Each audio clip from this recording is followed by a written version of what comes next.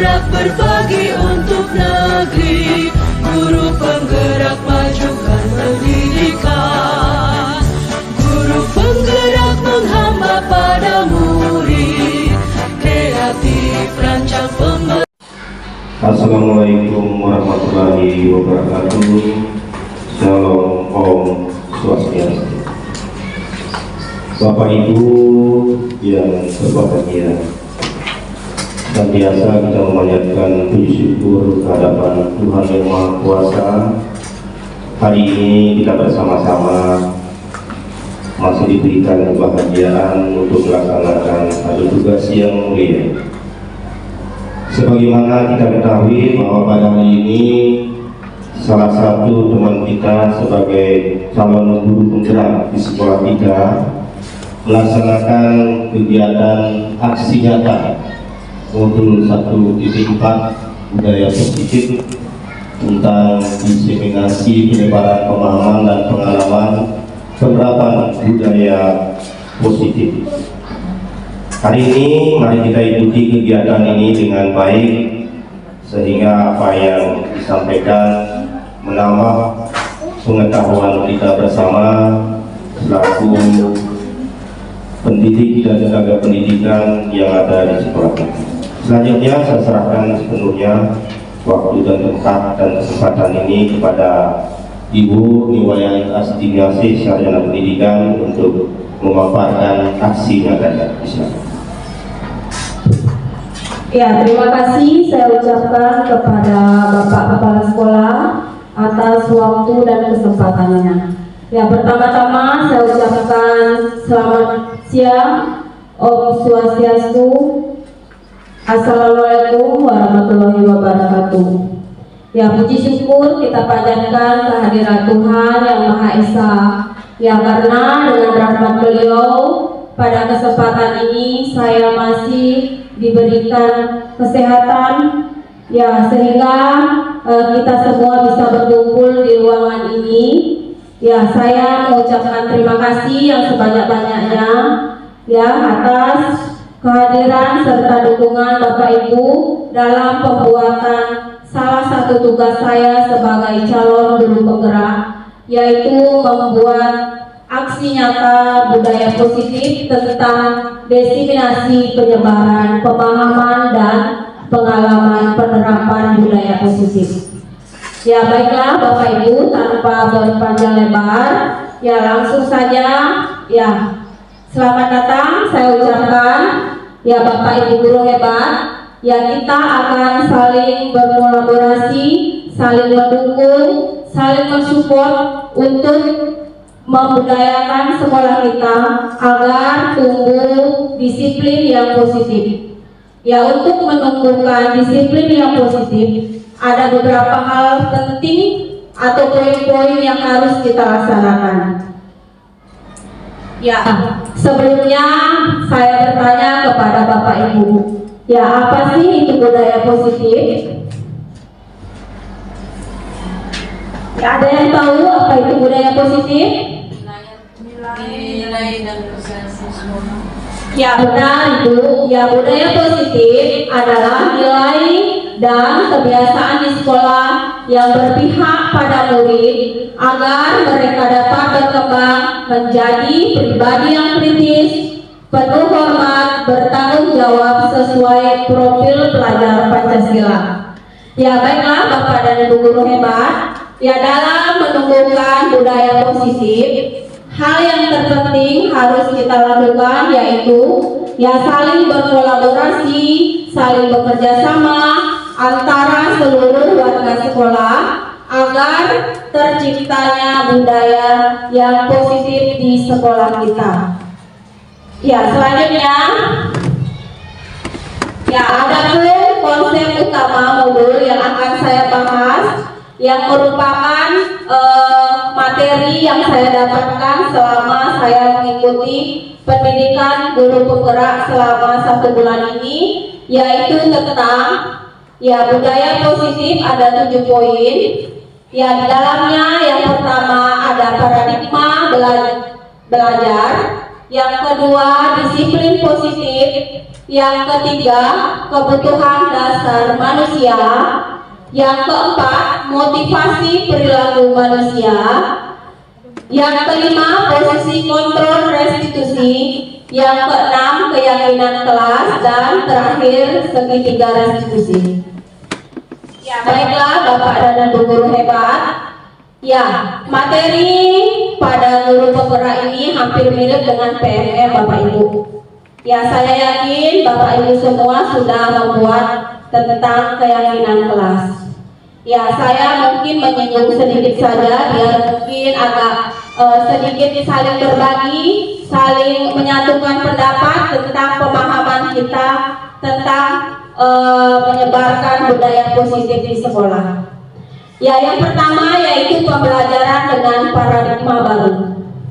Ya, dalam membangun budaya positif di sekolah dapat menyediakan lingkungan yang positif, aman, nyaman agar siswa mampu berpikir, bertindak, mencipta dengan merdeka, mandiri, bertanggung jawab, disiplin, sangat berkaitan dengan kontrol guru kepada siswa. Ya, baik Bapak Ibu, ya dengan adanya paradigma baru, ya kita diharapkan sebagai pendidik untuk melakukan perubahan di sekolah yang mana selama ini posisi kontrol yang kita lakukan yaitu kita yang mengontrol peserta didik, bukan dari kemauan peserta didik. Ya, sekarang kita sama-sama belajar ya bagaimana cara membuat budaya positif ini agar tercipta di lingkungan sekolah. Ya, baiklah Bapak dan Ibu, saya mempunyai satu kuis. Ya, cobalah buka. Ya, dalam kuis ini ya saya menunjuk dua orang guru, yang satu sebagai A dan yang satu sebagai B. Ya, yang satu tugasnya yaitu mengepal tangan. Yang B yaitu mengganggu temannya yang A sehingga tangan temannya A mau dibuka atau tidak. Ya seperti yang saya tulis di depan. Ya, tugas A adalah mengepalkan salah satu tangan. Coba Anda bayangkan bahwa Anda menyimpan sesuatu yang berharga di dalam kepalan tangan Anda. Ya, jadi si A ini mengepal tangannya. Anggaplah di tangannya itu ada sesuatu yang sangat penting. Ya, sehingga tidak akan dia buka tangannya. Ya, sedangkan si B ini adalah pengganggu Bapak Ibu. Ya, dia mencoba dengan segala cara membuka kepalan tangan si A tadi. Ya, dia rayu, kemudian dia bujuk, dia marahi, dia goda. Ya, kemungkinan juga dia tawarkan hadiah. Ayo nak, buka tanganmu, nanti Bapak Ibu guru kasih kalian hadiah. Ya, yang kemudian kira-kira apa yang terjadi Bapak Ibu? Ya, apakah si A tetap membuka tangannya atau dia tetap teguh pada pendiriannya? Ya, refleksinya ya seorang murid yaitu bisa dua hal ya. Ya, kalau dia membuka tangannya berarti si anak ini tidak teguh pada pendiriannya. Ya, sementara kalau dia tetap mengepal tangannya berarti si anak ini teguh terhadap pendiriannya, walaupun banyak gangguan, walaupun banyak rintangan, dia akan tetap mengepal tangannya. Ya, sehingga pada pembelajaran dengan paradigma baru, kita dituntut melakukan perubahan. Ya, ini ada 4 contoh perubahan menurut Dr. William Glasser. Ya, yang pertama itu ilusi guru mengontrol murid. Ya, apa sih itu ilusi guru mengontrol murid? Ya, ilusi guru mengontrol murid yaitu bagaimana kita di kelas Bapak Ibu. Ya, anak-anak, ya ayo lihat ibu guru di depan menjelaskan, jangan cerita. Ya, nanti kalau kamu cerita, kamu tidak paham materinya. Ya, jadi kira-kira siapa jadi posisi kontrolnya Bapak Ibu? Siapa? Guru atau siswa? Ya, guru ya. Ya, jadi guru yang mengontrol siswanya. Siswanya harus ke sini. Ya, sehingga sebenarnya itu salah Bapak Ibu. Ya, seharusnya posisi kontrol itu bukan terletak pada guru, namun terletak pada siswa itu sendiri. Ya, sekarang bagaimana kita membudayakan agar posisi kontrol itu terletak pada peserta didik kita. Ya, yang kedua, ilusi bahwa semua penguatan positif, efektif dan bermanfaat. Ya, ini dikatakan bahwa bermanfaat. Ya, misalnya saya kasih contoh di kelas, anak-anak, ya ayo kita rajin belajar, mau dapat juara enggak? Ya, kalau mau dapat juara, mau dapat hadiah, mau dapat penghargaan, kamu harus rajin belajar. Ya, itu juga semua termasuk ke dalam reward. Ya, itu sebenarnya tidak baik Bapak Ibu. Ya, karena kesadaran itu belum tumbuh dari hati peserta didik, melainkan dorongan eksternal dari seorang gurunya. Oke, yang ketiga, ilusi bahwa kritik dan membuat orang merasa bersalah dalam membuatkan karakter. Ya, ini yang sering terjadi, termasuk saya Bapak Ibu. Ya, saya sering melakukan ini di kelas. Ya, mungkin kedepannya saya ingin merubah perilaku saya supaya ke arah yang lebih baik. Ya, saya kasih contoh yang bagaimana itu kritik dan membuat orang merasa bersalah. Ya, suatu contoh, si A, ya dia lambat masuk sekolah. Kemudian tanpa kita tahu alasannya, kita sudah marah ini si anak. Kamu ini ya datangnya terlambat terus. Ya, hari-hari Bu Guru tegur tidak ada perubahan. Ya, itu tidak boleh dilakukan Bapak Ibu, apalagi kita sampai menghukum peserta didik kita. Ya, coba hukumannya karena kamu lambat hari ini, Ibu Guru suruh kamu keliling lapangan. Ya, itu termasuk hukuman. Ya, itu tidak boleh dilakukan di sekolah. Ya, kemudian yang keempat, ilusi bahwa orang dewasa memiliki hal untuk memaksa. Ya, benar Bapak Ibu. Ya, kita biasa memaksa peserta didik kita. Ya, dalam hal apa? Ya, dalam hal membuat tugas misalnya yang dia tidak senangi. Ya, hari-hari kita kasih dia pembelajaran di kelas. Ya, hari-hari dengarkan gurunya cerita di depan. Ya, dia tidak paham apa sih dalam pikirannya. Ya, Ibu Bapak Ibu yakin tak semua siswa bisa memahami materi yang dijelaskan di kelas? Tidak ya? Ya, ada yang bisa dan ada juga yang bosan. Bahkan banyak di antara peserta didik kita yang mengantuk mendengar kita ngoceh terus di depan. Ya, sehingga pada pembelajaran menurut pemikiran Ki Hajar Dewantara kita diajar ya bagaimana caranya menciptakan pembelajaran yang kreatif, inovatif, dan pembelajaran berdiferensiasi. Ya, mungkin Bapak Ibu sudah tahu apa sih itu pembelajaran berdiferensiasi? Ya, ada yang tahu enggak? Pelajaran yang Tidak. Ya, pembelajaran berdiferensiasi yaitu pembelajaran yang mengajarkan peserta didik sesuai minatnya. Ya, bagaimana kita dorong peserta didik belajar sesuai minatnya. Ya, karena antara siswa yang satu dengan yang lainnya itu minat belajarnya berbeda Bapak Ibu. Ada yang suka audio, ada yang suka visual, ada yang suka kinestetik. Ya, sehingga pada pembelajaran ini kita akan menciptakan bagaimana caranya agar siswa ini mengerti dengan yang kita jelaskan, walaupun gaya belajarnya berbeda Bapak Ibu. Ya, selanjutnya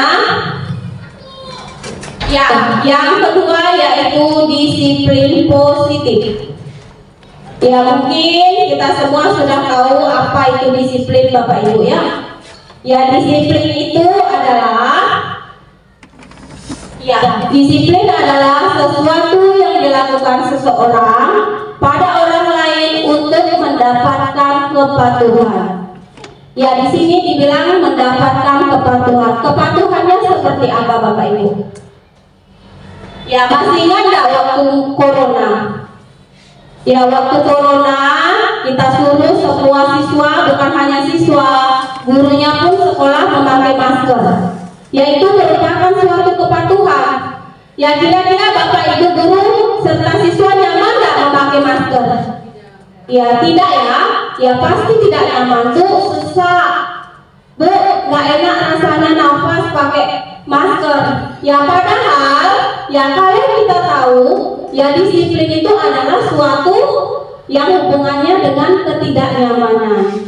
Ya, sehingga kita mengajak peserta didik kita bagaimana menumbuhkan nilai-nilai kebajikan dalam disiplin positif. Ya, baiklah Bapak Ibu. Ya, tadi seperti yang saya katakan, disiplin adalah kemampuan memerintah diri sendiri dalam mengontrol, menguasai, untuk memilih tindakan yang mengacu pada nilai-nilai yang kita hargai dengan penuh tanggung jawab tanpa perintah orang lain. Nilai-nilai kebajikan yang kita hargai adalah nilai kebajikan yang positif. Kira-kira nilai kebajikan itu apa sih?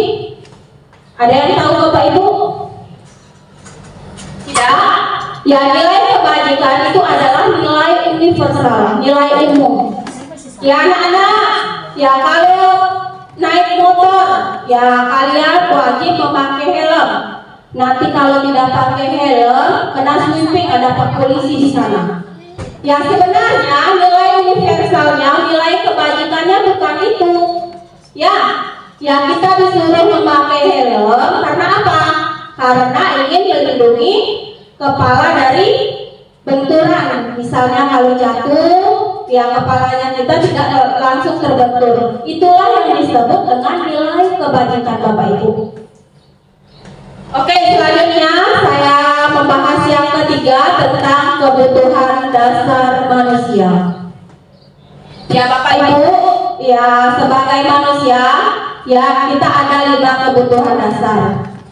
Ya, sebelumnya saya akan jelaskan apa itu kebutuhan dasar. Ya, kebutuhan dasar adalah ya kebutuhan setiap orang berbeda. Kita selalu berusaha memahami pandangan orang lain tentang dunia. Setiap orang memiliki gambaran yang berbeda. Benar nggak Bapak Ibu? Ya, antara kebutuhan dasar manusia satu dengan yang lainnya jelas tidak sama. Yang keinginannya pasti berbeda. Ada yang ingin jadi polisi, ada yang ingin jadi dokter, ada yang ingin jadi tentara. Jelas ya, kebutuhan dasar mereka berbeda. Yang pertama yaitu bertahan hidup. Ya, dalam hal bertahan hidup itu berhubungan dengan sandang dan pangan Bapak Ibu. Ya, sandang dan pangan, bagaimana peserta didik nyaman di sekolah. Jika ya setiap dengar bu gurunya datang, ya dia takut. Ya kenapa? Karena hari-hari dikatain goblok. Ya hari-hari ditulis kamu ini bodoh sekali. Ya kira-kira siswa itu dendam enggak? Dendam ya? Ya, sehingga dalam menciptakan budaya positif, kita tidak boleh membuli siswa seperti itu. Ya, di luarnya kita bisa lihat mungkin siswa kita tidak marah sama kita, tidak dendam sama kita. Ya, tapi dalam hatinya siapa yang tahu? Ya, sehingga untuk itu, ya janganlah sekali-sekali membuli siswa kita. Sejahat apapun perilakunya, jangan sampai kita ngatai peserta didik kita dengan kata-kata yang kurang pantas Bapak Ibu. Ya, karena suatu saat ya dia besar, sukses, dia ingat, oh guru ini yang pernah jahat sama dia, ya guru ini yang pernah dia cubit dia, yang pernah mukulin dia ingat Bapak Ibu. Ya, kemudian yang kedua, kasih sayang dan rasa diterima. Ya, tidak hanya siswa yang butuh kasih sayang Bapak Ibu. Ya, kita sebagai guru juga butuh kasih sayang, butuh perhatian. Ya, kalau kita jadi guru, kita butuh kasih sayang dari kepala sekolah. Ya, kepala sekolah bagaimana dia mengayomi guru-gurunya agar guru-gurunya nyaman di sekolah. Oh, ada kepala sekolah, itu kepala sekolahnya baik loh. Ya pasti kita nyaman. Ya sama halnya dengan siswa. Ya kalau siswa sudah merasa nyaman dengan gurunya, dia pasti senang sekolah Bapak Ibu. Ya tidak ada tekanan dari hatinya yang paling dalam. Ya kemudian yang ketiga yaitu kebebasan. Ya baiklah Bapak Ibu, kebebasan ini bukan berarti kita bebas. Ya kita biarkan siswa kita ke sana kemari, kita biarkan dia saling pukul, saling hajar, bukan seperti itu Bapak Ibu. Ya kebebasan di sini yang dimaksudkan yaitu bahwa peserta didik kita diberikan kebebasan dalam mengeluarkan pendapat. Ya di kelas kita beri dia kesempatan ngomong, ya kasih keluar pendapatnya, kasih keluar ide kreatifnya. Ya karena kita yakin bahwa setiap peserta didik itu memiliki kelebihannya masing-masing. Ada yang kelebihannya melukis, ada yang kelebihannya matematikanya, itu yang kita dukung dia, yang kita tuntun dia. Ya kemudian yang keempat yaitu kesenangan. Ya Bapak Ibu perlu kesenangan enggak? Perlu ya. Ya terbukti kemarin saya lihat Bapak Ibu depresi, berarti Bapak Ibu perlu kesenangan. Ya siswa juga seperti itu Bapak Ibu. Ya kita usahakan menciptakan pembelajaran, jangan menonton. Ya ceramah terus di depan, ngomel terus di depan. Ya siswa itu apalagi siswa SD, siswa TK itu senangnya bermain sambil belajar. Ya coba kalau sekali-sekali dia bosan belajar di kelas, kita ajak dia berekspresi. Ya kita ciptakan pembelajaran yang inovatif, pembelajaran yang kreatif, yang menyenangkan bagi siswa. Ya yang terakhir yaitu penguasaan. Ya penguasaan bukan berarti berkuasa Bapak Ibu. Ya penguasaan di sini artinya kita menuntun peserta didik kita agar bisa ya menguasai dirinya, agar bisa mengontrol dirinya. Ya seperti apa kamu sekarang, mau jadi apa impian kamu di masa depan. Ya seperti itu Bapak Ibu. Ya selanjutnya ya saya kasih contoh kasus Bapak Ibu. Ya Bapak Ibu mungkin bisa lihat di depan salah satu kasusnya, yaitu Ria, guru kelas 6 SD bermain. Ya sedang bingung menghadapi ulas salah satu murid di kelas bernama Agus. Ya ini kasusnya sering kita lakukan di sekolah ini. Ya beberapa anak telah datang dan mengeluh karena si Agus ini sering katanya minta bekal temannya, makanan temannya itu diambil. Ya kira-kira ya kalau kita sebagai guru menghadapi situasi seperti itu apa yang kita lakukan? Ya jangan kita langsung marahi Bapak Ibu. Ya kamu ini kamu curi makanan temanmu, kamu tahu nggak? Jangan sampai seperti itu Bapak Ibu ya. Ya dalam hal itu kita harus tahu dulu konteksnya. Ya seperti apa dia? Kenapa dia seperti itu? Pasti ada alasannya Bapak Ibu. Ya dari alasannya itu saya buat ada 5. Ya seperti dengan kebutuhan dasar manusia: bertahan hidup, cinta dan kasih sayang, penguasaan, kebebasan dan kesenangan. Ya dalam bertahan hidup, ya kita tanya mungkin saja, Agus lapar karena orang tuanya tidak membawakan bekal si anak itu. Ya mungkin orang tuanya tidak punya uang, ya sehingga si Agus ini tidak dikasih bekal ke sekolah Bapak Ibu. Ya itu alasannya. Ya sehingga si anak ini butuh bertahan hidup ya, sehingga dia harus meminta makanan dengan temannya. Atau mungkin yang kedua Bapak Ibu, ya bahwa si Agus ini menjadi perhatian temannya. Dia ingin dicinta, dia ingin disayang dengan temannya. Ya mungkin di rumah dia kurang kasih sayang, sehingga di sekolah dia minta kasih sayang itu. Apalagi biasanya kalau ada anak-anak yang broken home, ya itu biasanya butuh kasih sayang. Ya kemudian yang ketiga, penguasaan. Ya penguasaan itu bagaimana? Ya dia merasa hebat karena temannya jadi takut dan menuruti keinginannya. Hei Agus, ya bawa kemari makananmu. Ya kalau kamu tidak bawa kemari makananmu, saya akan lakukan, ya saya akan ancam kamu, saya akan pukul kamu. Ya mungkin saja seperti itu Bapak Ibu. Ya, itu semua termasuk dalam penguasaan. Ya yang keempat, kebebasan. Ya mungkin si Agus ini bosan, hari-hari dikasih bekal sama orang tuanya ini nasi kuning. Ya, hari Senin nasi kuning, Selasa nasi kuning, Rabu nasi kuning, dan seterusnya nasi kuning. Ya sehingga si Agus ini bosan. Saya pengen makan ikan bakar. Yang kebetulan temannya yang satu kelas ada bawa ikan bakar, ada bawa pisang, sehingga dia curilah bekal temannya. Ya itu juga suatu faktor Bapak Ibu. Ya yang kelima, kesenangan. Ya kesenangan mungkin si Agus ini iseng, dia ingin bermain dengan temannya. Ya dia jahili temannya dengan dia ambillah makanan temannya. Ini juga termasuk alasannya si Agus. Jadi Bapak Ibu, kalau kita menemui masalah seperti itu, jangan langsung kita marahi si anak itu Bapak Ibu. Ya kita usahakan, kita tanya dulu baik-baik masalahnya apa, alasannya apa. Ya sehingga kita bisa menemukan solusinya. Ya kita harus bagaimanakan si anak ini. Oke, ya selanjutnya, ya semua perilaku itu memiliki tujuan Bapak Ibu. Ya namanya teori motivasi perilaku manusia.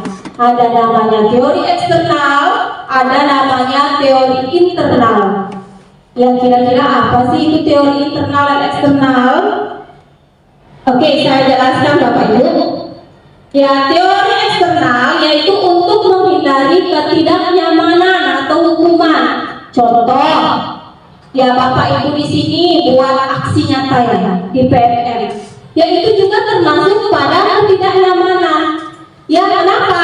Ya karena kalau saya tidak buat sertifikat Bapak Ibu, sertifikasi saya katanya tidak cair. Ya itu pasti ya bukan motivasi dari dalam diri, tapi motivasi dari luar, motivasi dari orang. Ya kita ikut-ikutan buat aksi nyata biar dapat sertifikat, nanti takut sertifikasinya kita tidak cair. Benar tidak Bapak Ibu? Benar ya? Oke, yang kedua, untuk mendapatkan imbalan dari orang lain.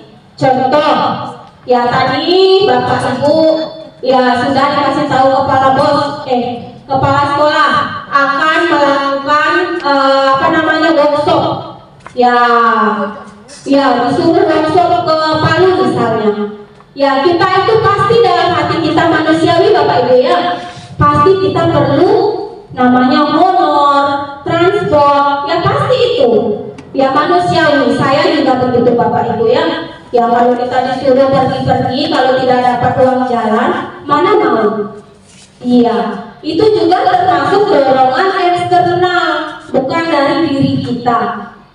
Ya sebenarnya bagaimana sih caranya kita menciptakan dorongan internal? Oke, dalam mendorong motivasi internal, kita harus menghargai diri kita sendiri. Kita mau jadi apa? Apa yang harus kita lakukan? Oh, saya ikut guru penggerak. Saya bukan cari apanya, saya pengen ilmunya Bapak Ibu.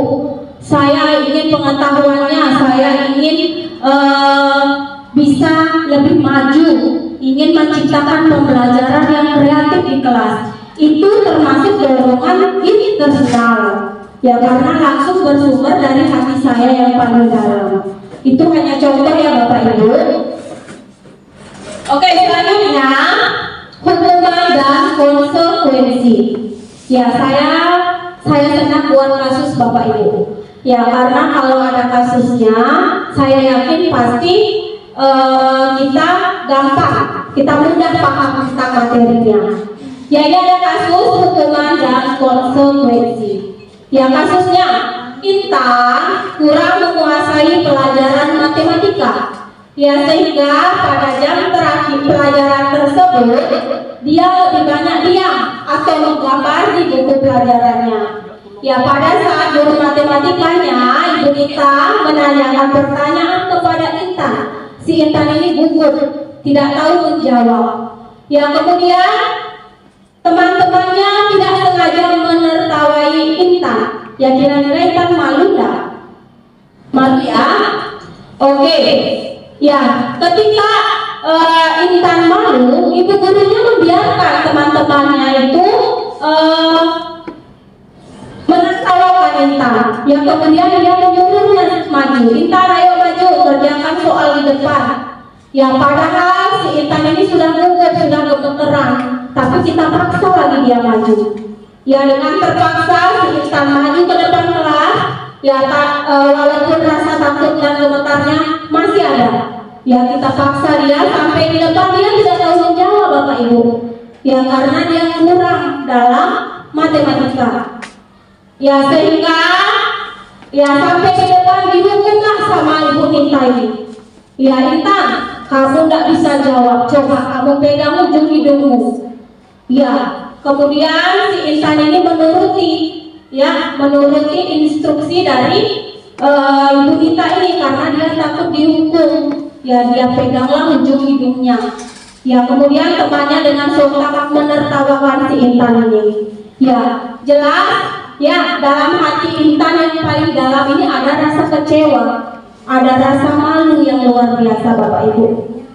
Ya, pertanyaannya, apakah Anda setuju dengan tindakan Ibu Nita kepada Intan? Setuju enggak? Setuju. Tidak. Tidak ya? Ada yang setuju? Iya, tidak setuju. Kenapa demikian, Bapak Ibu? Ya, karena dia membiarkan teman-temannya menertawakan si Intan. Iya, dia akan menambah rasa malunya. Yang kedua, menurut Bapak Ibu, apakah tindakan Bu Nita ini hukuman atau konsekuensi? Hukuman atau konsekuensi? Hukuman, benar sekali Bu Indo ya. Ya, dia termasuk hukuman. Kenapa? Karena dia menyuruh si Intan ini memegang ujung hidungnya, berarti dia termasuk hukuman. Ya, dia Bapak Ibu tidak bingung yang mana hukuman, yang mana konsekuensi, saya akan jelaskan Bapak Ibu. Ya, ini hukuman dan konsekuensi. Ya, kalau dia hukuman itu identitas gagal, sedangkan konsekuensi itu adalah identitas sukses. Ya, jadi kita diwajibkan sebagai guru menghindari hukuman kepada peserta didik kita. Ya, kalau konsekuensi boleh nggak? Boleh sekali Bapak Ibu. Ya, sekarang kita coba, mari berlatih Bapak Ibu ya. Ya, ini termasuk konsekuensi atau hukuman. Coba yang pertama ya. Lari mengelilingi lapangan voli 3 kali karena datang terlambat. Hukuman atau konsekuensi? Hukuman. Hukuman, benar sekali Bapak Ibu. Ya, yang kedua, membersihkan coretan yang dibuat di meja tulis. Hukuman atau konsekuensi? Konsekuensi. Konsekuensi. Ya, siapa suruh kamu coret itu mejanya? Jadi konsekuensinya kamu harus bersihkan, itu konsekuensi. Ya, berbeda ya Bapak Ibu, konsekuensi dengan hukuman. Ya, kalau hukuman itu memaksa, sedangkan konsekuensi itu berasal dari kemauannya, ya tindakannya yang salah. Oke, yang ketiga, murid diminta telanjang kaki sepanjang hari karena tidak menggunakan sepatu warna hitam sesuai peraturan sekolah. Hukuman atau konsekuensi? Hukuman. Hukuman, benar Bapak Ibu. Ya, yang keempat, menggantikan kertas tugas teman yang dicoret-coret. Itu hukuman atau konsekuensi? Konsekuensi. Iya, jadi saya yakin Bapak Ibu sudah paham ya apa bedanya antara konsekuensi dengan hukuman. Oke, ya sekarang kita akan membahas tentang 5 posisi kontrol restitusi. Ya, mungkin bagi Bapak Ibu yang sudah buka PRM, yaitu ada 5 posisi kontrol kita sebagai guru. Yang pertama yaitu penghukum, pembuat rasa bersalah, teman, pemantau, dan dan manajer. Oke, sekarang biar kita lebih tahu, saya akan putarkan yang bagaimana itu posisi guru sebagai penghukum, pembuat rasa bersalah, teman, pemantau, dan manajer. Baiklah Bapak dan Ibu guru hebat, saya akan memutarkan sebuah video ya tentang 5 posisi kontrol kita sebagai guru. Ya, kita lihat ke depan ya. Ya, yang mana posisi kontrol yang paling sering kita lakukan Bapak Ibu?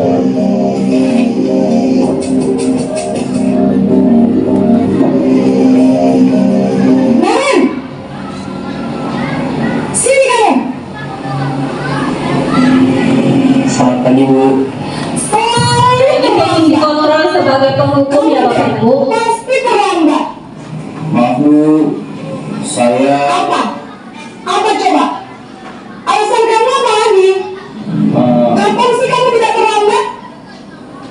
Malas sekali ya kamu jadi anak. saya Dasar pemalas. Gak kapok-kapok sih kamu. Sudah berapa kali terlambat? Sana, kamu keliling lapangan basket 2 kali. kenapa saya harus ke lapangan basket Bu? Kenapa? Kamu malah ibu. Berani-beraninya jawab. Sudah terlambat, masih berani jawab nggak? Sekarang, keliling lapangan basket 5 kali sekalian. Jadi Biar posisi kamu menghukum ya Bapak Ibu. pergi sana ke lapangan basket. Ya, ini posisi membuat rasa bersalah. Ya, kira-kira kita merefleksi diri kita termasuk guru seperti apa?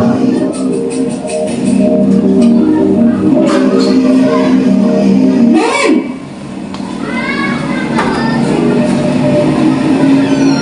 Selamat pagi Bu. Maren, kamu kenapa terlambat lagi, nak? Ya Tuhan, Maren, kamu senang ya bikin ibu susah ya? Kalau kamu terlambat lagi, nanti ibu yang tegur pada kepala sekolah, nak. Disangka ibu tidak bisa membina kamu. Duh, gimana ini? Maaf Bu, Gusti Maren, kamu suka ya kalau ibu ditegur bapak kepala sekolah? Terus, sekarang ibu harus tulis apa di buku absen? Ini kamu sudah sering terlambat loh. Ibu harus apa coba? maaf Bu, maaf sekali. Ya sudah, lain kali jangan bikin ibu susah lagi ya nak ya. Ya, ini contoh membuat rasa bersalah Bapak Ibu. Bisa jantungan kalau ibu ditegur bapak kepala sekolah. Sana cepat ke kelas. Maaf ya Bu, maaf sekali. Posisi pembuat rasa bersalah berbicara dengan nada tenang. Ya, sekarang posisi kontrol sebagai teman Bapak Ibu. Ya, gurunya sebagai teman.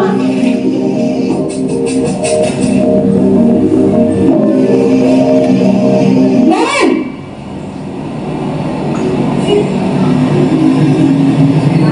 Selamat pagi Bu. wah sudah jam berapa ini nak? Terlambat lagi ya sayang. Iya Bu, habis ibu saya lupa mengenalkan saya Bu. Kamu malah menyalahkan ibu kamu. Kamu bukannya anak yang larinya paling kencang. Kok terlambat sih? Iya Bu, saya memang terlambat bangun tadi. Jadi biarpun saya lari kencang, tetap nggak kekejar Bu. Ya sudah sana. Nanti lain kali larinya lebih kencang lagi ya. Biar gak terlambat lagi. Bikin seneng ibu. Demi ibu. Bisa kan? Bisa lah Bu. Ya sudah sana masuk kelas. Ibu beresin urusan absen kamu. Kamu ini ada saja. Ya, sekarang posisi guru sebagai pemantau Bapak Ibu.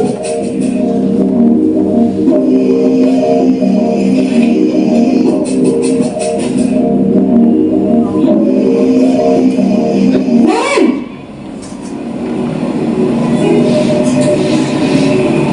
Selamat pagi Bu. Maren, apa peraturan peraturan sekolah kita tentang jam berapa kita harus masuk sekolah, nak? Kita harus di sekolah jam 7, Bu. Iya betul, sekarang sudah jam 7.20. Naren sudah tahu konsekuensinya jika terlambat hadir. Sekarang, Bu, saya harus tinggal kelas pas jam istirahat selama 20 menit. Iya benar, konsekuensinya demikian. Jadi nanti jam 9.30 pas istirahat, kamu harus tinggal di kelas, kerjakan tugas tambahan untuk ketertinggalan kamu, ya? Baik, Bu. Ya, sekarang posisi sebagai manajer.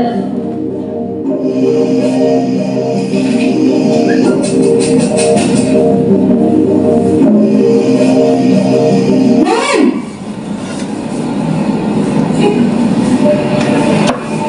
Selamat pagi, Bu. Selamat pagi, Naren. Maaf, Bu, saya terlambat. Iya, sekolah masuknya jam 7, sekarang sudah jam 7.20. Jadi sekarang bagaimana ini, Naren? Maaf, Bu, saya lupa setel alarm saya semalam. Baiklah, menurut kamu, keyakinan sekolah yang mana yang perlu kamu tingkatkan? Menghargai diri sendiri dan orang lain mungkin ya, Bu. Setuju. Jadi, apakah Naren meyakini prinsip saling menghormati tersebut? Iya, Bu, saya meyakininya. Apakah Naren bersedia memperbaiki masalah keterlambatan ini? Bersedia, Bu. Bagaimana kamu akan perbaiki masalah keterlambatan ini? Saya akan coba untuk tidak lupa menyetel alarm saya, Bu. Baik, kalau Naren lupa menyetel alarm di rumah, ada orang yang kira-kira bisa bantu mengingatkan tidak? Ada, Bu. Kakak saya, Kak Emma. Ada lagi selain Kak Emma? Selain Kak Emma, ada ibu saya. Baik, jadi yang mengingatkan Naren adalah Kak Emma dan ibu kamu ya? Kira-kira akan mulai setel alarm kapan nih, Naren? Setelah pulang sekolah, akan segera saya lakukan. Baik, jadi Naren akan setel alarm untuk bangun besok pagi dan akan diingatkan oleh kakak dan ibunda Naren ya. Ada lagi yang mungkin perlu dilakukan, Naren, agar tidak terlambat bangun lagi? Tidak ada, Bu. Baik, Naren, terima kasih untuk kerjasama kamu. Sekarang kamu perlu kembali ke kelas untuk belajar. Baik, Bu. Terima kasih. Oke, Bapak Ibu, ya kita sudah melihat 5 posisi kontrol kita sebagai guru. Ya, setelah kita merefleksi diri kita, kira-kira posisi kontrol apa yang paling sering kita lakukan, Bapak Ibu? Penghukum. Ya, Bapak Ibu, mulai sekarang kita hindari itu menghukum, apalagi membuat rasa bersalah. Ya, kenapa demikian? Karena dengan menghukum atau membuat rasa bersalah itu akan membuat si anak ini menjadi dendam, menjadi marah, menjadi cepat emosi, apalagi melihat kita. Si guru itu apa sih? Saya dimarah-marah terus. Itu pasti akan ada rasa dendam pribadi kepada gurunya. Oke, yang teman, kira-kira bagus nggak Bapak Ibu? Tidak ya? Ya karena kalau kita di posisi sebagai teman, siswa itu akan remehkan kita. Ya, kita dianggap ngapain juga, biasa saja lambat. Kita kan bestie dengan guru kita. Kita nggak dihukum juga kok.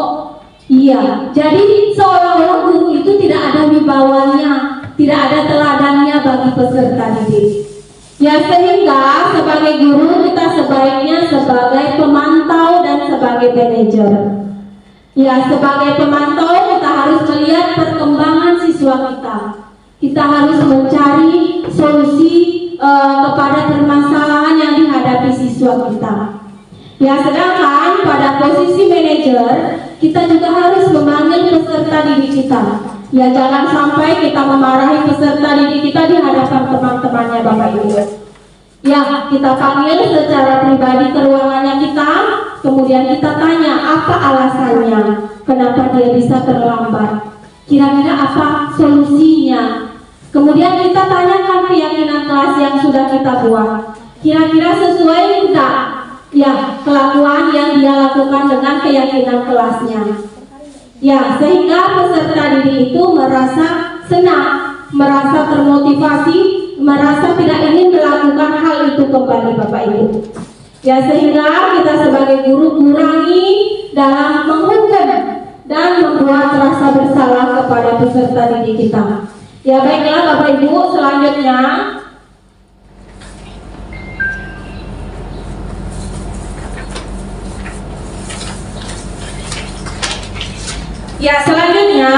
yaitu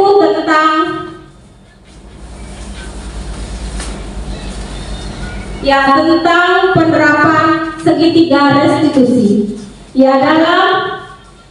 Tunggu dulu saja dengan videonya Bapak Ibu.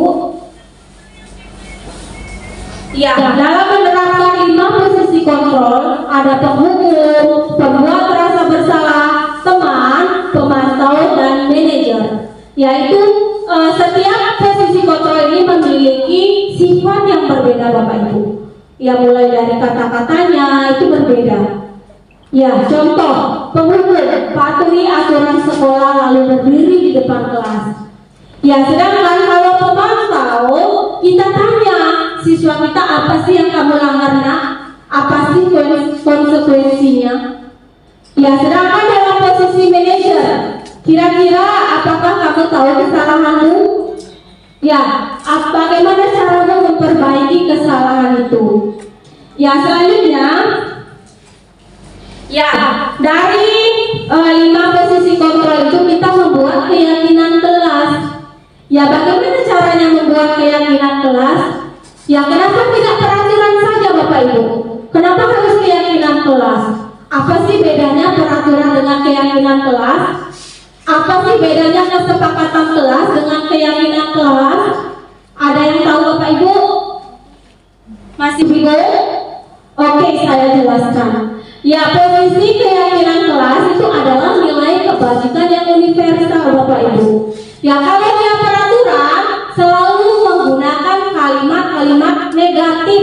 Contoh, jangan buang sampah sembarangan, jangan mencoret-coret tembok, jangan datang terlambat, jangan tidak buat PR. Itu semua ada kata negatifnya kalau peraturan Bapak Ibu atau kesepakatan kelas. Sedangkan dalam keyakinan kelas itu harus dibuat secara umumnya saja, tidak perlu berpanjang lebar agar siswa itu cepat paham atau mengerti. Contoh, kalau keyakinan kelas buang sampah sembarangan, keyakinan kelasnya apa? Menjaga kebersihan, itu saja. Tidak usah lagi berpanjang lebar, tidak membuang sampah sembarangan, tidak tidak mencoret-coret toko. Itu panjang, akan susah diingat oleh peserta didik kita. Sehingga dalam menciptakan peraturan kelas tadi, dengan menggunakan kata larangan, kata negatif, kita rubah menjadi keyakinan kelas, menjadi lebih fleksibel, menjadi lebih universal. Kemudian kita rubah menjadi keyakinan yang kita buat di kelas, kita ciptakanlah lingkungan positif di kelas kita dulu Bapak Ibu. Setelah tercipta lingkungan positif di kelas, kemudian baru akan tercipta budaya positif. Terciptalah budaya positif di sekolah kita. Oke, sehingga kita perlu kerjasama antara semua guru. Jangan cuma satu orang guru ingin disiplin, yang lainnya tidak Bapak Ibu. Sehingga semuanya perlu berkolaborasi. Kepala sekolah, guru, siswa, kemudian pemangku pendidikan seperti komite, semua harus bertanggung jawab Bapak Ibu. Oke, dalam membuat keyakinan kelas, kita harus berdiskusi dulu tentang peraturan. Setelah kita berdiskusi, kemudian kita rumuskan larangan-larangan tadi atau kalimat negatif tadi. Tidak membuang sampah sembarangan, kita rubah ke dalam keyakinan kelas. Kita buat menjadi lebih fleksibel, lebih gampang diingat. Setelah itu kemudian kita menempelkan keyakinan kelas. Setelah kita tempelkan, kita buat di karton, kita ketik, kita tempel, biar sewaktu-waktu kalau siswa melanggar dia tahu konsekuensinya. Oke, selanjutnya antara keyakinan kelas dan peraturan kelas itu ada perbedaan Bapak Ibu. Ya, biar Bapak Ibu lebih paham, ini saya sudah ketikkan contohnya. Ya, selalu mengembalikan buku pada tempatnya. Keyakinan kelasnya apa? Tanggung jawab, Bapak Ibu. Ya, kemudian gunakan masker. Itu keyakinan kelasnya apa? Menjaga kesehatan. Ya, ini termasuk pada keyakinan kelas. Kira-kira bisa diterapkan di sekolah, Bapak Ibu? Bisa ya? Ya, kita sama-sama. Ya, di sini bukan saya yang hebat, Bapak Ibu. Saya hanya menularkan materi kita. Ya, sama-sama kita belajar bagaimana caranya menerapkan keyakinan kelas ini di sekolah kita. Oke, dalam menerapkan keyakinan kelas ada 6 poin yang harus kita kuasai. Yang pertama, lebih abstrak dari peraturan. Ya, kemudian kita buatkan pernyataan universalnya. Kemudian kita rubah menjadi bentuk positif. Kemudian kalimatnya sedikit saja, Bapak Ibu, biar gampang diingat. Ya, kemudian sesuaikan dengan kondisi kelas dan sekolah agar mudah diterapkan. Ya, setelah itu, setelah kita buat, kita tempelkan. Terakhir, semua warga sekolah harus terlibat di dalamnya. Ya, selanjutnya. Ya, selanjutnya yang terakhir, Bapak Ibu. Ya, sudah lapar ya, mengantuk. Ya, segitiga restitusi. Apa itu segitiga restitusi? Ya, segitiga restitusi adalah proses menciptakan kondisi bagi murid yang untuk memperbaiki kesalahan mereka sehingga mereka bisa kembali pada kelompok dengan karakter yang lebih kuat, yaitu menurut dosen tahun 2004. Oke, restitusi itu bukan menebus kesalahan, Bapak Ibu. Yang melainkan restitusi itu adalah sebuah tawaran, tapi bukan paksaan, Bapak Ibu. Ya, sehingga pada restitusi ini kita bisa mencari solusi, mencari penyelesaian masalah kepada siswa yang melanggar. Ya, caranya bagaimana? Yang pertama, kita stabilkan dulu identitas. Ya, tidak langsung menyalahkan siswa. Ya, tidak langsung kita bentak siswa kita. Kita tanya dulu, kira-kira apa penyebabnya sehingga kalian bisa terlambat misalnya.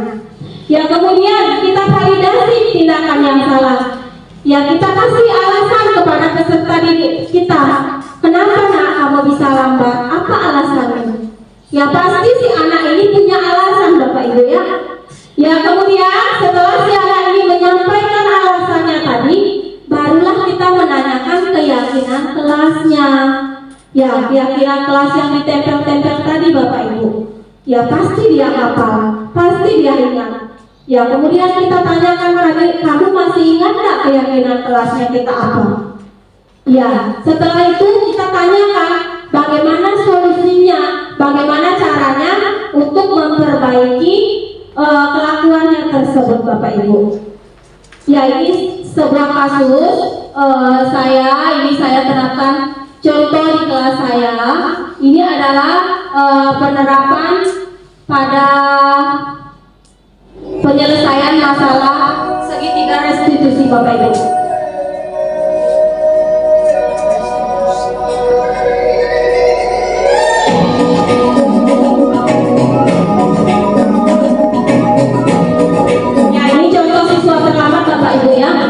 Ini contoh penerapan segitiga restitusi. Ya, siswa bernama Nabila datang ke sekolah terlambat.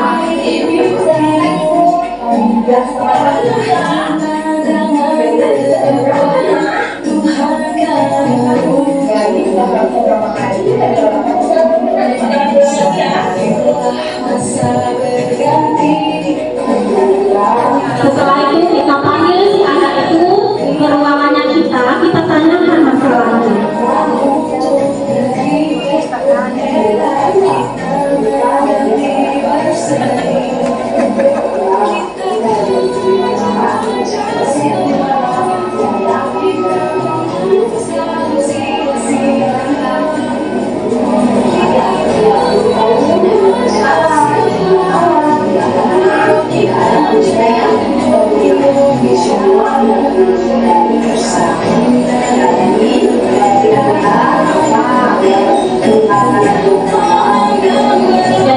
rekomendasi tindakan Bapak Ibu.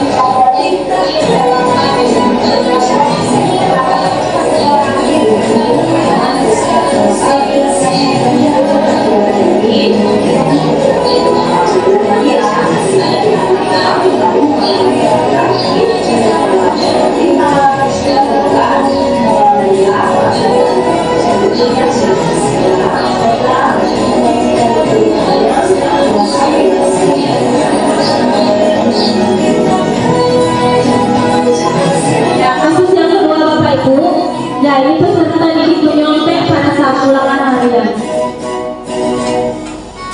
Ya, peserta didik. Ya, seperti janjinya Ibu, hari ini kita akan ulangan harian. Ulangan yang pas ya, nggak ada tanda. Kalau sudah ada, pasti tentang tanggung jawab. Ya, oke. Biasanya bagi-bagi. Ya, kalau yang jujur. Ya, videonya nggak cepat Bapak Ibu, sengaja saya kasih cepat ya.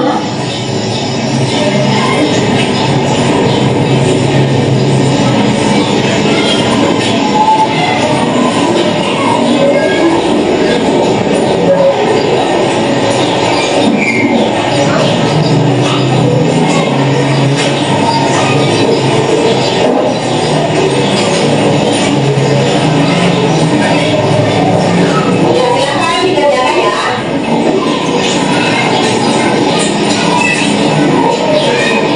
Ya, ternyata Yuda menyontek saat ulangan harian. Ya, dia pura-pura menyontek ke temannya.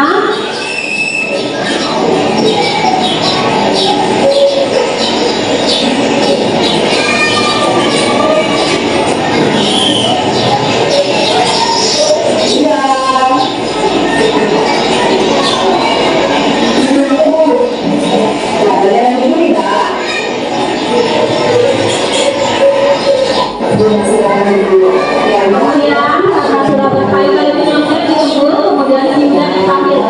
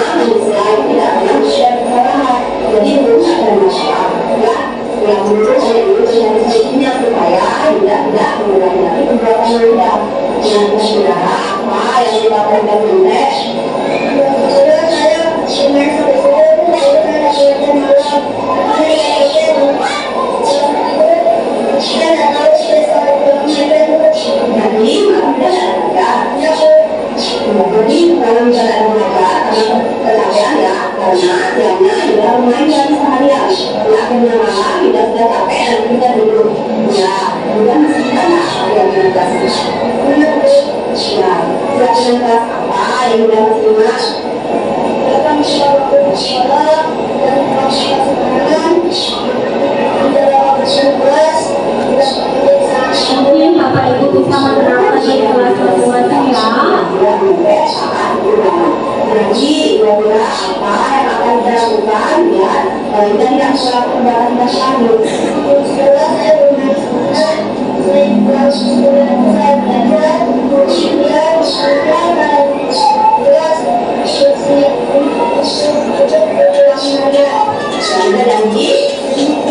Janji ya, tidak akan mengulangi lagi. Yang perlu diakui juga ada anak yang sukses, ya dari anak yang mandiri, anak yang bertanggung jawab. Ya, semoga kalau tidak berguna lagi usaha yang bangsa.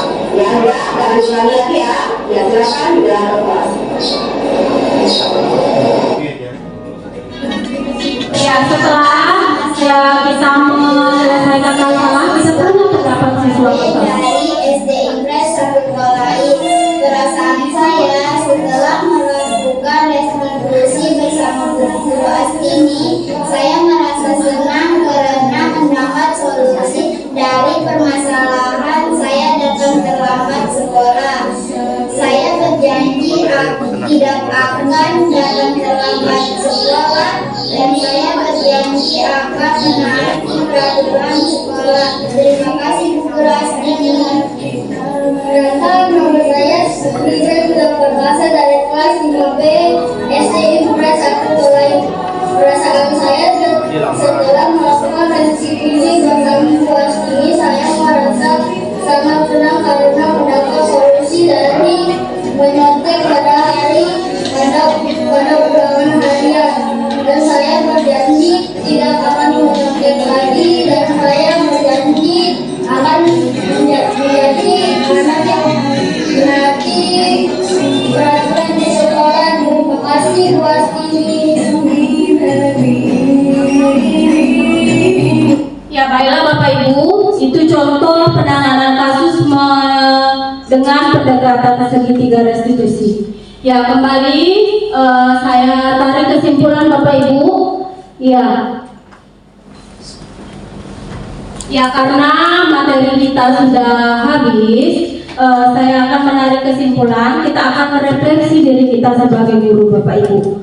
Ya kita ingin peserta didik kita seperti apa?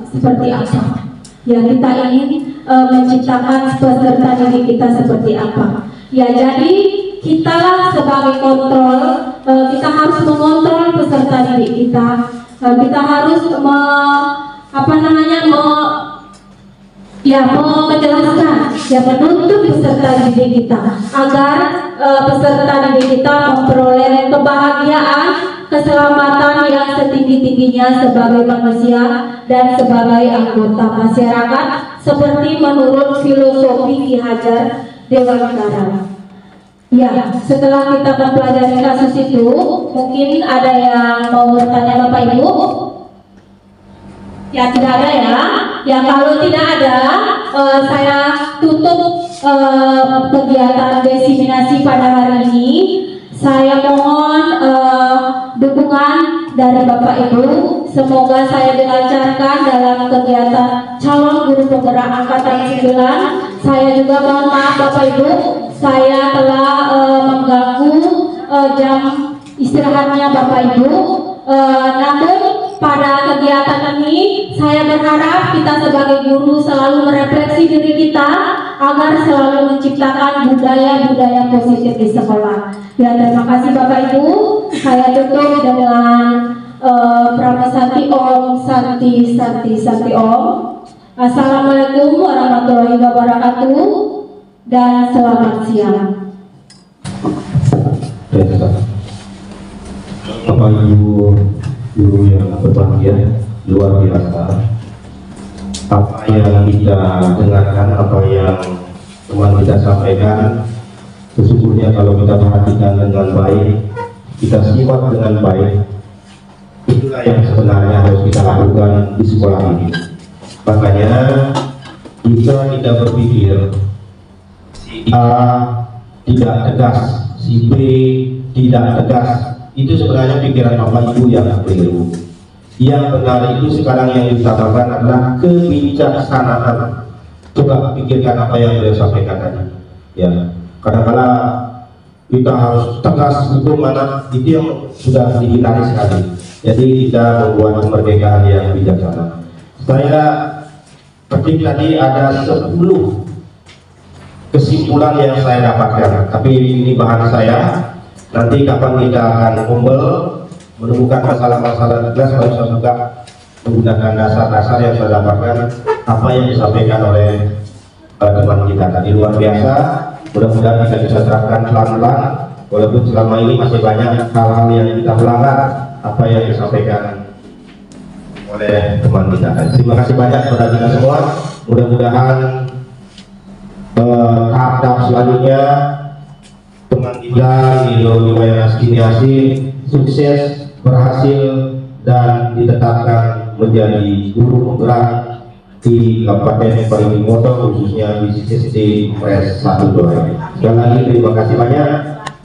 Kita tutup kegiatan ini dengan wassalamualaikum warahmatullahi wabarakatuh. Shalom Om Santi Santi Santi Om. Terima kasih.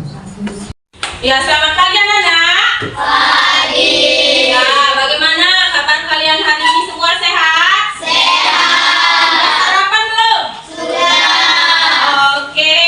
Ya, ada yang tidak sekolah? Sakit. Ya, kenapa Alvin? Sakit. Sakit. Oke. Ya, hari ini kita akan belajar membuat keyakinan kelas. Ya, anak-anak pernah dengar enggak itu keyakinan kelas? Pernah? Ya, apa itu keyakinan kelas? Datang tepat waktu. Oke, keyakinan kelas itu sama enggak dengan peraturan? Sama? Ya, tidak anak-anak. Ya, peraturan itu sama dengan kata tertib di sekolah. Ya, kalau peraturan itu siapa yang buat? Guru yang buat, sekolah yang buat. Sedangkan keyakinan kelas siapa yang buat? Ya, kita di kelas. Ya, kelas 5B yang buat. Kita yakini keyakinan kelas itu digunakan sebagai sebuah kesepakatan di kelas untuk menumbuhkan budaya-budaya positif, ya, terutama di kelas ini. Oke, Bu Guru akan mengajak kalian membuat keyakinan kelas. Ya, dalam membuat keyakinan kelas, kalian tidak boleh menggunakan kalimat yang negatif. Contohnya apa kalimat negatif? Jangan, tidak, dilarang, tidak boleh. Itu adalah semua kalimat negatif. Sehingga dalam membuat keyakinan kelas itu harus menggunakan kalimat yang positif. Ya, karena keyakinan kelas itu mengandung nilai-nilai kebajikan. Ya, beda dengan peraturan, beda dengan tata tertib. Kalau peraturan itu kalimatnya panjang. Ya, sedangkan kalau keyakinan kelas itu dibuat sesimpel mungkin, secara universal, umumnya saja, biar gampang diingat. Oke, Guru kasih contoh. Bu Guru bedakan antara peraturan dengan keyakinan kelas. Ya, kalau peraturan tidak membuang sampah sembarangan. Kalau keyakinan kelasnya kira-kira apa? Jangan buang sampah di tempatnya. Buang sampah di tempatnya lagi. Jagalah kebersihan. Kemudian tidak mencoret-coret tembok. Itu kalimat negatif, nah? Negatif itu termasuk peraturan. Kalau kita rubah menjadi keyakinan kelas, kira-kira menjadi apa? Jagalah kebersihan kelas. Kira-kira bisa dipahami? Bisa. Ya, kalau bisa, Ibu Guru akan membagikan kalian sticky note. Ya, sticky note ini ada lemnya anak-anak. Jadi, anak-anak membuatnya jangan dilem, karena mau ditempel di depan. Ya, oke, silahkan Ketua kelas Excel bagikan ke seluruh temanmu. Kamu buat keyakinan kelas, menurutmu apa yang paling kamu yakini? Ya, satu orang satu saja ya. Ya, silahkan Excel bagi. Tarik saja. Ya, Ibu Guru bantu biar cepat. Ya, jangan buat di lem ya. Ya, dibaliknya dibuat. Ya, silahkan anak-anak buat menurut yang anak-anak yakini. Anak-anak ingin sekolah kita atau kelas kita di masa depan seperti apa? Sudah semua? Ada yang belum dapat? Ya, silahkan anak-anak tulis. Ya, yang sudah selesai menulis boleh menempelkan di depan. Ya, yang sudah selesai menulis boleh menempelkan hasil atau keyakinan kelasnya di depan.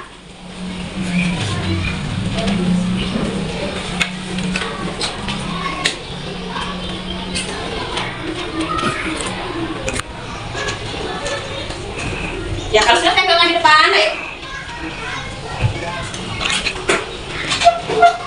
Ya, buat saja satu yang paling kamu yakini. Ya, kalian ingin menjadi siswa seperti apa? Gak apa-apa sama, tembak saja. Ya nanti ibu guru akan tarik kesimpulan. Ya apa keyakinan kelas kita? Ya nanti kalau sudah terbentuk keyakinan kelas, kalian harus janji ya. Kalian harus melakukannya. Jangan cuma ilusinasi saja. Oke. Ya kalau yang sudah silakan kembali ke tempat dulu. Yang sudah silakan kembali dulu ayo. Tidak apa-apa sama ya, tidak apa-apa sama. Ya tulis nama, ayo.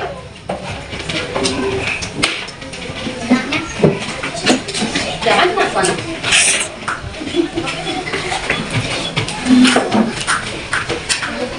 tulis.